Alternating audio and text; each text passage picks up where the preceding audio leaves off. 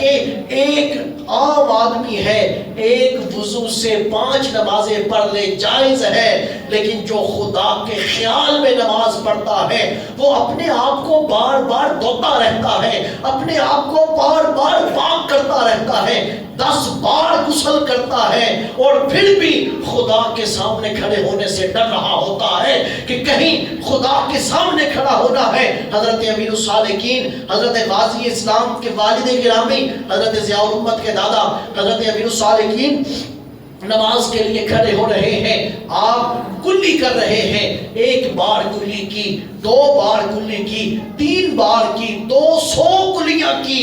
لوگوں نے پوچھا حضور 200 کلیاں جبکہ 1 بار فرض ہے، 3 بار سنت ہے، 200 بار کلیاں؟ کہا کہ جتنی بار کرتا گیا یہ خیال آتا رہا پتہ نہیں یہ منہ رب کی بارگاہ کے قابل بھی ہوا ہے کہ نہیں ہے۔ پھر وضو کیا، پھر کلی کی، پھر کلی کی، پھر کلی کی، 200 بار چلا گیا۔ خود حضور کا معمول دیکھیے لوگوں، میں نے آپ کو یہ حدیث پاک سنائی، حضور کی بارگاہ کے اندر ایک شخص آیا، آ کر کہنے لگا السلام علیکم ورحمۃ اللہ۔ حضور نے جواب نہ دیا، اس نے پھر سلام کیا، حضور نے پھر جواب نہ دیا، اس نے پھر سلام کیا، حضور نے پھر جواب نہ دیا۔ کہنے لگے، وہ اٹھ کے واپس آ گیا، حضور نے وضو کیا، آپ وضو کر رہے تھے اس وقت، آپ تشریف لائے، آپ نے کہا کہ وہ شخص کہاں ہے جو مجھے سلام کر رہا تھا؟ کہنے لگا آقا میں حاضر ہوں۔ حضور نے 3 بار کہا وعلیکم السلام ورحمۃ اللہ وبرکاتہ، وعلیکم السلام ورحمۃ اللہ وبرکاتہ، وعلیکم السلام ورحمۃ اللہ وبرکاتہ۔ حضور نے فرمایا سلام کے اندر میرے رب کا نام آتا ہے، اور میں نے اپنے رب کا نام بغیر وضو کے لینے پسند نہیں کیا، اس لیے میں نے وضو مکمل کیا اور پھر تیرے سلام کا جواب دے رہا ہوں۔ اسی کو طریقت کہتے ہیں، اسی کو تصوف کہتے ہیں، اسی کو اولیاء کا رستہ کہتے ہیں۔ ہم خدا کا نام لیتے ہیں، جیسے چاہا نام لے لیا، لیکن وہ کملی والا لوگوں جس کا سارا سراپا سر سے لے کے پاؤں تک وہ جو گلابوں کا شجر ہے، وہ جس کا جسم اقدس، جس کی پاکیزگی کی قسمیں رب کھاتا ہے، جس کی زبان ہلتی ہے تو رب بولتا ہے، اس کی کیفیت یہ ہے کہ وہ یہ کہہ رہا ہے کہ میں اپنے رب کا نام بھی بغیر وضو کے لینا پسند نہیں کرتا۔ لوگوں اسی کو تصوف کہتے ہیں۔ آگے چلیے، آگے چلے سامعین محترم، ہماری نمازوں کی کیفیات اور ان کی نمازوں کی کیفیات دیکھیے۔ آگے پھر لوگوں نیت کی بات آتی ہے۔ ہم لوگ نماز پڑھتے ہیں کہ شاید ہمیں نمازی کہیں گے، ہمارا شمار نمازیوں میں ہونے لگے، ہماری نیتوں کا قبلہ بدل جاتا ہے۔ لوگوں جب یہ نماز پڑھی جاتی ہے، جب یہ الفاظ بولے جاتے ہیں، نماز پڑھتے ہوئے دونوں ہاتھ اٹھاتے ہیں، کانوں کی لو کے ساتھ انگوٹھا لگاتے ہیں، ہم کیا کہتے ہیں؟ ہم کہتے ہیں انی وجہت وجہی للذی فطر السماوات والارض حنیفا وما انا من المشرکین۔ ہر شے سے منہ موڑ کے مولا میں تیری طرف اپنا چہرہ کر رہا ہوں، اور دونوں ہاتھوں کو اٹھا کے اس بات کا اقرار کرتے ہیں مولا اور کسی کا خیال نہیں ہے لیکن صرف تیرا ہی خیال ہے۔ یہ نماز کی نیت صرف تیرے لیے ہے، کسی اور کے لیے نہیں ہے، لیکن صرف اور صرف الفاظ بولتے ہیں۔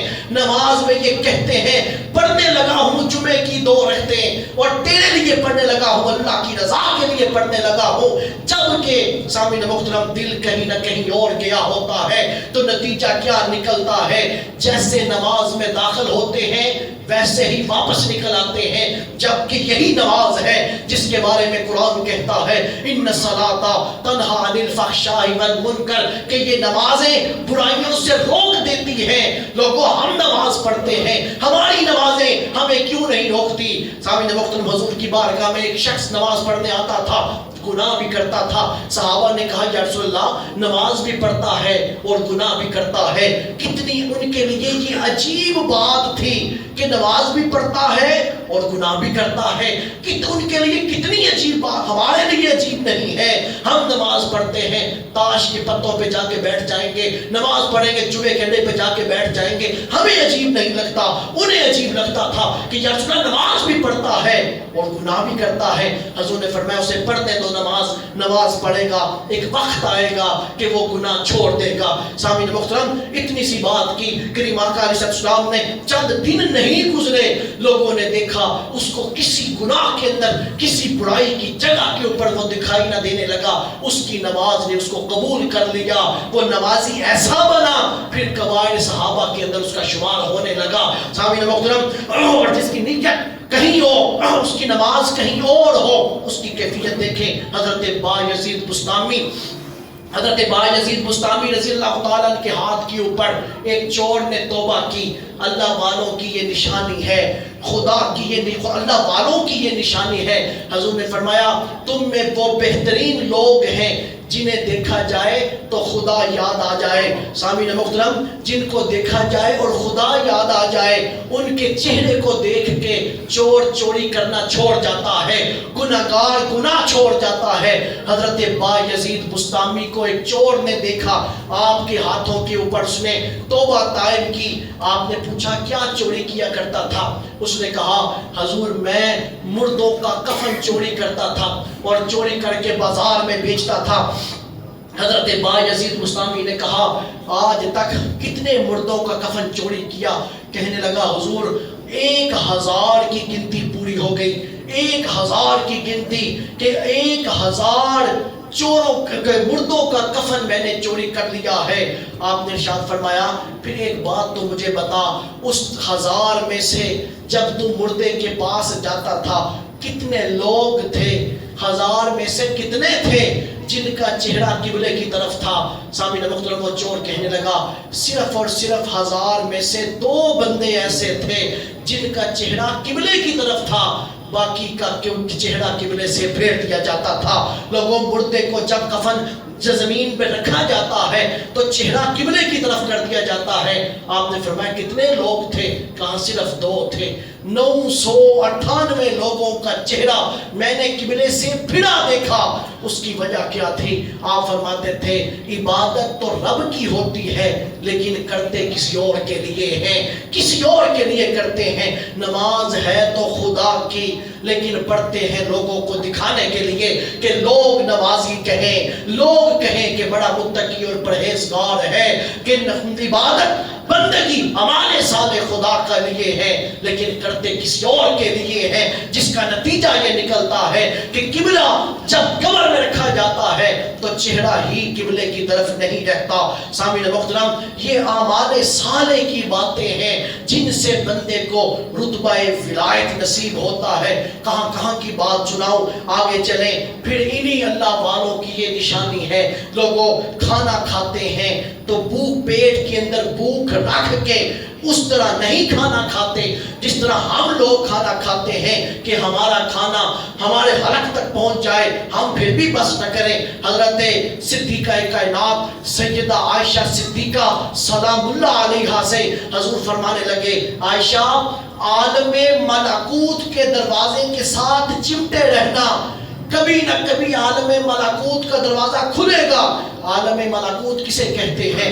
جو فرشتوں کا جہان ہے، عالم ملکوت اسے کہتے ہیں، فرشتوں کے جہان کو کہتے ہیں۔ کہا اے عائشہ عالم ملکوت کے دروازے کے ساتھ چمٹے رہنا، کبھی نہ کبھی عالم ملکوت کا دروازہ کھلے گا، زمین پہ کھڑی ہوگی اور رب کے عرش کا نظارہ کرو گی، زمین پہ کھڑی ہو کے فرشتوں کو دیکھو گی۔ صدیقہ کائنات نے کہا آقا یا رسول اللہ، نعرہ تکبیر، نعرہ رسالت، نعرہ حیدری، عظمت اور شان مصطفیٰ۔ صدیقہ کائنات سے آپ کہنے لگی آقا یہ عالم ملکوت کے ساتھ کیسے چمٹا رہنا ہے؟ حضور نے فرمایا کہ اپنے پیٹ کو بھوکا رکھنا، پیٹ کو بھوکا رکھنا، پیٹ روزے کے ساتھ رہے، تم روزے کے ساتھ رہنا، ایک وقت آئے گا کہ تم لوگ زمین پہ کھڑے ہو کے عالم ملکوت کی سیر کرو گے۔ حضرت حارثہ نے کہا تھا آقا میں زمین پہ کھڑا ہوتا ہوں، میں دن روزے کے ساتھ گزارتا ہوں، رات عبادت کے ساتھ گزارتا ہوں۔ حضور نے فرمایا حارثہ اب کیفیت کیا ہے؟ آپ نے فرمایا حضور اب کیفیت یہ ہے کھڑا زمین پہ ہوتا ہوں، جنت کے اندر جنتیوں کو ایک دوسرے کے ساتھ گلے ملتے ہوئے دیکھتا ہوں، ایک دوسرے کے ساتھ دیکھتا ہوں کہ وہ گلے مل رہے ہیں۔ یہ عالم ملکوت کی سیر کروائی جاتی ہے۔ حضرت بشر بن حارث کہا کرتے تھے بھوک دل کو صاف کر دیتی ہے، خواہشات کو مٹا دیتی ہے، وہ راز جو کسی کے اوپر افشا نہیں ہوتے روزہ رکھنے والے کے لیے وہ راز کھول دیے جاتے ہیں۔ ہم روزہ رکھتے ہیں صرف رمضان المبارک کا، جبکہ ان کے روزے کی کیفیت کیا ہے؟ سامعین محترم، ان کے روزے کی کیفیت یہ ہے، اللہ والے کہتے ہیں الدنیا یومن، دنیا ایک دن کی ہے۔ بہادر شاہ ظفر نے کیا کہا تھا؟ اس نے کہا تھا جیل کے اندر عمر دراز مانگ کے لائے تھے 4 دن، عمر دراز مانگ کے لائے تھے 4 دن، 2 آرزو میں کٹ گئے 2 انتظار میں۔ اس نے کہا یہ 60 سال کی جو زندگی ہے یہ صرف 4 دن کی ہے، لیکن اللہ والوں سے پوچھئے کیا یہ زندگی 4 دن کی ہے؟ نہیں، وہ کہیں گے الدنیا یومن، یہ دنیا صرف 1 دن کی زندگی ہے۔ اور پھر ہماری کیفیت کیا ہے؟ وَلَنَا فِيهِ صَوْمٌ، اور ہم نے اس 1 دن کے اندر بھی روزہ رکھ لیا ہے، ہم روزے کے ساتھ ہیں اس 1 دن کی زندگی کے اندر بھی۔ حضرت خواجہ نظام الدین اولیاء اپنے شیخ کریم حضرت بابا فرید الدین مسعود گنج شکر کے پاس تھے، بابا صاحب آرام فرما رہے تھے، خواجہ نظام کے دل میں یہ بات آئی، زبان پہ نہیں، دل میں یہ بات آئی کہ یہ جو روزہ رکھا جاتا ہے، مسلسل روزہ رکھا جاتا ہے، یہ جو بھوکا رہا جاتا ہے، اس سے کیا فائدہ ہوتا ہے؟ حضرت بابا فرید الدین نے آنکھیں کھولی، آنکھیں کھول کے کہا بابا نظام یہ اس راستے کا تیسرا حصہ روزے کے ساتھ ملتا ہے کہ آپ نے ان کے دل کی بات جان لی۔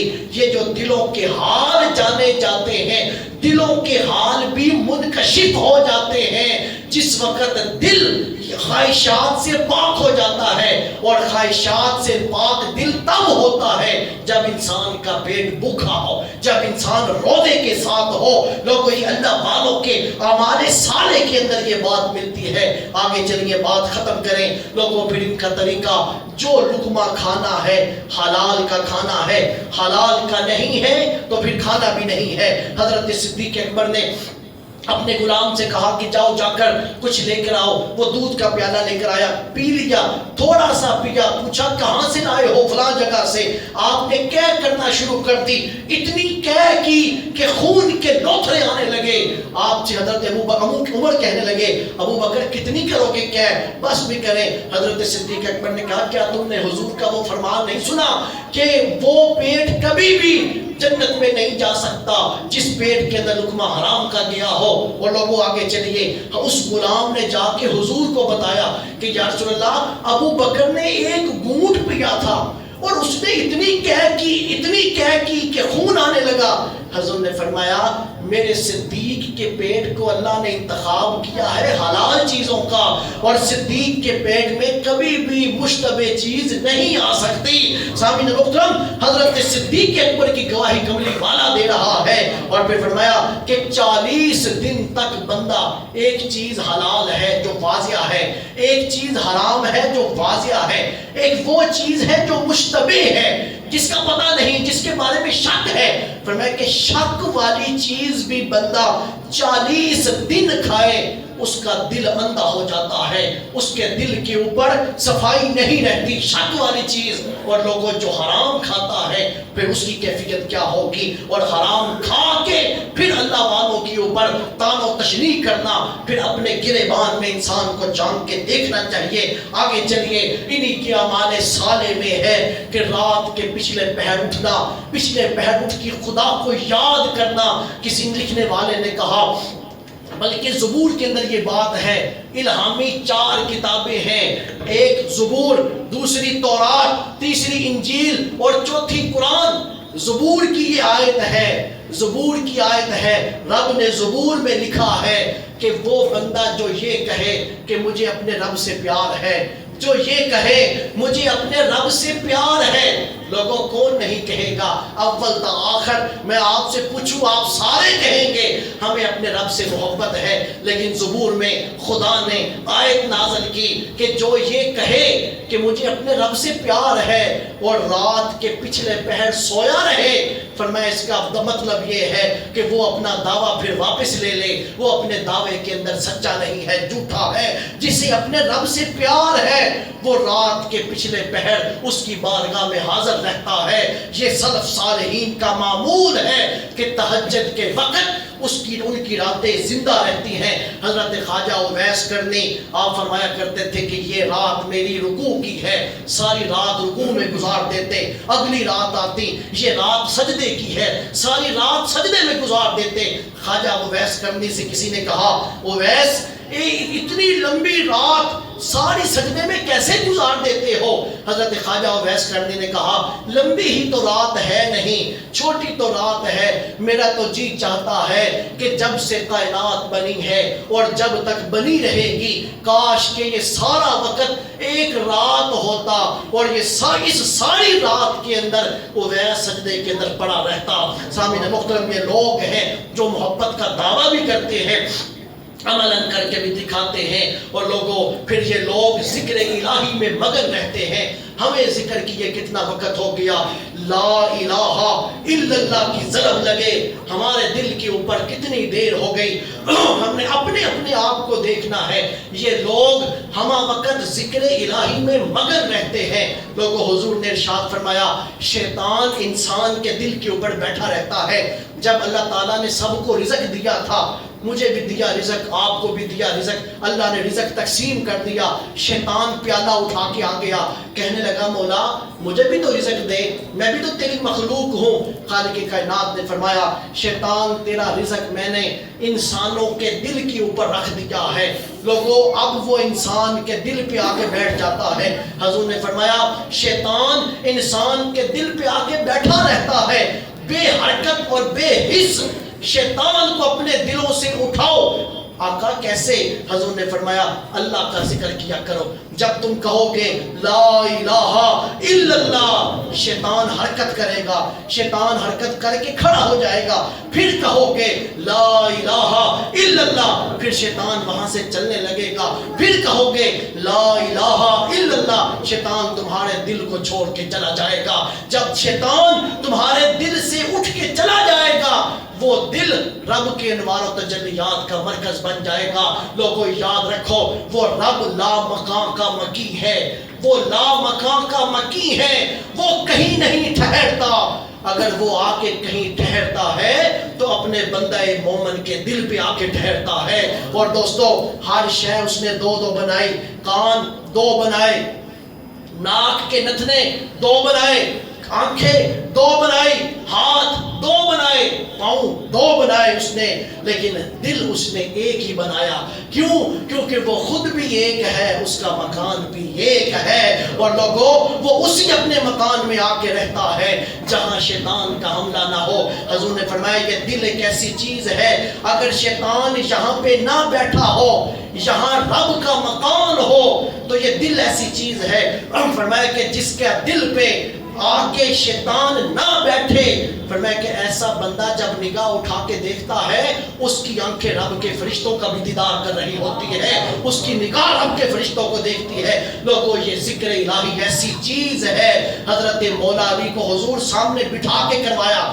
فرمایا کہ علی پڑھ تجھے میں پڑھاتا ہوں۔ آپ نے دوزانوں بٹھا دیا، آپ نے فرمایا علی پڑھ، آپ نے پڑھا لا الہ الا اللہ، حضرت شیر خدا نے بھی پڑھا لا الہ الا اللہ، نفی سے شروع کیا، لا سے شروع کیا، دائیں طرف لے گئے، الا اللہ کی ضرب دل کے اوپر لگائی، لا الہ الا اللہ 3 بار پڑھایا۔ پھر آپ نے فرمایا علی اس ذکر کو یوں ہی آگے بڑھاتے رہنا، یوں ہی بڑھاتے رہنا۔ لوگوں یہ ذکر حضور نے علی کو سکھایا، علی نے امام حسن بصری کو سکھایا، امام حسن بصری سے عبد الواحد زید کے پاس آیا، کہیں فضیل ابن یاز کے پاس آیا، کہیں ابراہیم بن ادم کے پاس آیا، کہیں خواجہ مودود کے پاس آیا، کہیں خواجہ شریف کے پاس آیا، کہیں یہی ذکر خواجہ عثمان ہارونی نے سیکھا، خواجہ عثمان ہارونی سے حضرت بابا معین الدین نے سیکھا، معین الدین سے یہ ذکر بابا فرید نے سیکھا، بابا فرید سے یہ ذکر خواجہ قطب الدین، بابا معین سے قطب الدین نے سیکھا, قطب الدین سے یہ ذکر بابا فرید نے سیکھا, بابا فرید سے یہ ذکر خواجہ نظام الدین اولیاء نے سیکھا. ارے لوگوں بات لمبی ہو جائے گی. چلتے چلتے یہی ذکر پھر خواجہ نور محمد مہاروی نے سیکھا, حضرت شاہ سلیمان تونسوی نے سیکھا, خواجہ شمس الدین سیالوی نے سیکھا, وہیں سے خواجہ امیر الصالحین نے سیکھا, اور لوگوں وہیں سے ہم بھی پڑھتے ہیں لا الہ الا اللہ, لا الہ الا اللہ. ہم نماز کے بعد بھی پڑھے, لوگوں نماز کے بعد بھی پڑھتے ہیں تو گم سم ہو کے پڑھتے ہیں, جبکہ جس انداز کے ساتھ ذکر کرو گے رب اسی انداز کے ساتھ تمہارا ذکر کرے گا. اور دوستو یہ رات سوتے وقت کا یہ معمول ہے, ایک تسبیح لا الہ کی, ایک تسبیح الا اللہ کی, ایک تسبیح اللہ کی, ایک تسبیح اللہ کی, اور ایک تسبیح درود پاک کی. شیطان دل سے اٹھ جائے گا اور رب یہ دل رب کے انوار و تجلیات کا مرکز بن جائے گا. لوگوں ذکر الہی ان کا میں مگن رہنا ان کا کام تھا. پھر آگے چلیے ختم کرے بعد پھر حقوق بندگی, بندوں سے پیار کرنا, اپنے ہمسایوں کا خیال رکھنا, اپنے عزیزوں قریب کا خیال رکھنا, رشتوں کو نبھانا, چوٹ کا بدلہ چوٹ سے نہ دینا, چوٹ کا بدلہ معافی سے دینا. لوگوں یہ بھی اللہ والوں کا کام ہے. مولانا روم کو آپ نے دیکھا, ایک فرد کسی کو کہہ رہا تھا تو ایک گالی دے گا میں 10 دوں گا, دوسرے نے کہا تو ایک دے گا میں 100 دوں گا. آپ نے فرمایا تم دونوں مل کے مجھے 110 گالیاں دے دو میں تمہیں معاف کرتا ہوں. سامعین محترم, اور یہ کیفیت تھی, انسانوں کا خیال تو انسانوں کا تھا. آپ ایک گلی سے گزر رہے تھے, گلی چھوٹی سی تھی, ایک کتا سو رہا تھا, آپ گلی بدلا گے صرف اس لیے کہیں میرے گزرنے سے کتے کی نیند خراب نہ ہو جائے. لوگوں جن کے یہ معمولات ہو جائے انہی کو پھر اللہ کا ولی کہتے ہیں, انہی کو اللہ کا دوست کہتے ہیں. اور جو دوست بن جائے ان کے لیے یہ قرآن اعلان کرتا ہے فَلَنُحْيِيَنَّهُ حَيَاتًا طَيِّبَةً, ہم انہیں پاکیزہ زندگی دے دیتے ہیں. لوگوں یہ پاکیزہ زندگی کیا ہے اب کروں تو تقریر اور لمبی ہو جائے گی. اس جملے کو اگلے جمعے کے لیے رکھتے ہیں کہ جب بندہ ان فلائد ان پروسیس میں سے اس چلے میں سے گزرتا ہے تو رب کہتا ہے فَلَنُحْيِيَنَّهُ حَيَاتًا طَيِّبَةً, ہم انہیں ابدی زندگی دیتے ہیں, پاکیزہ زندگی دیتے ہیں. یہ اللہ والوں کو جو پاکیزہ زندگی ملتی ہے لوگوں یہ کیسی ہے اس کو اگلے جمعے میں بیان